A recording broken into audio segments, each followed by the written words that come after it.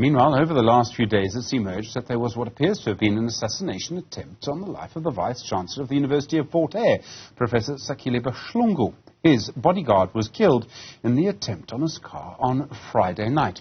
Eldred De Clerk is the Principal Associate at the Africa Centre for Security and Intelligence Praxis. He joins us now. Eldred, good afternoon to you.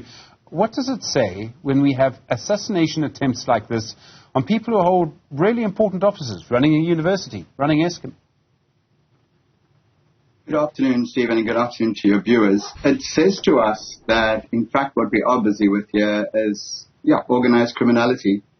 And organized crime, by definition, locates itself and its constituent activities outside the formal purview and the empirical observation and control of the state, such as the police or even the banking regulators. So by definition, organized crime operates in the stateless realm. It's not beholden to any minister, to any government authority, and it definitely operates as if it's a state by itself. And that is hugely problematic for the state then to get control of organized crime. This also tells us that they, to put it in another way, they're literally not scared of the police. People who do this are not scared of being found by the police. They're not scared of being arrested. They're not scared of the criminal justice system at all. Absolutely. But we also got to remember, Stephen, that the state itself and its departments have been facing what you and I have discussed with before as a counter-systemic threat. Institutions like the South African State Security Agency and the police have been hollowed out. Its capability has been eroded precisely because it is then not in a position to act against these individuals. These individuals, when found, believe themselves to be above the law, and they also think that the very regulations and law that applies to you and I doesn't apply to them. And they will use that system of the law and our constitutional democracy to ensure that they try to evade and or escape imprisonment or consequences for their action. The obvious response from someone who's running Eskom or someone who's running a university will be a security response. It would, frankly, be my personal response. I would get armed guards too. Is that the right response? I don't know what else you can do.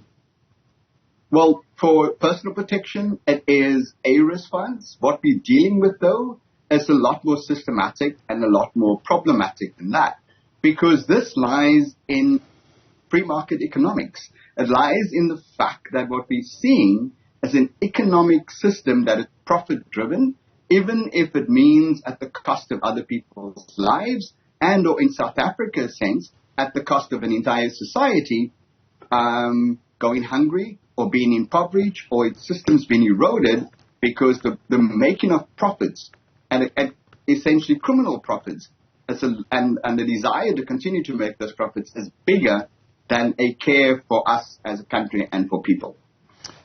There are a lot of people who will say we've become a gangster state or a failed state. Obviously, it's difficult to reverse that. Have we reached some point of no return? Well, it's difficult because the idea of a gangster state is very romantic, and it sort of, conjures up pictures of the mafia, and we don't just say mafia, we say the mafia, and it pictures up concepts of La Costa Nostra, and it pictures up this idea of an entity that is bigger or elusive or different from the state. Yes, it is, and this alien entity cannot be taken control of at the state unless it's done at some incredible expense. Given the fact that they organize in a realmless, stateless space, it is extremely difficult for any state, including South Africa, to get control of it. I don't think that we are beyond redemption as a country. I have hope and belief that we can intervene timelessly to strengthen our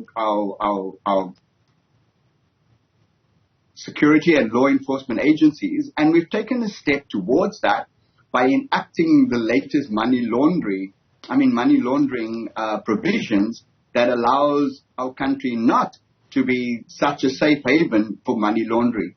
We then have to start taking much more realms of, and not allow the banking sector and the economic sector, the movements of goods and services, and especially entities like steel and platinum and oil and coal to move as freely and unregulated, which means the capability and the capacity of the state to regulate and intervene in the economy has to be strengthened, because free market by definition across the world has seen an unfree country and an unfree people in a space in which some make criminal profits at the expense of the many. So there has to be stronger state intervention, unfortunately, and it almost seems counterintuitive, Stephen, to say that the state has to intervene. It has to intervene in the economics of the country, in addition to making sure that its law enforcement capability is stronger. Eldred De Clerk, thank you. Principal Associate at the Africa Centre for Security and Intelligence Praxis. Do appreciate the time on the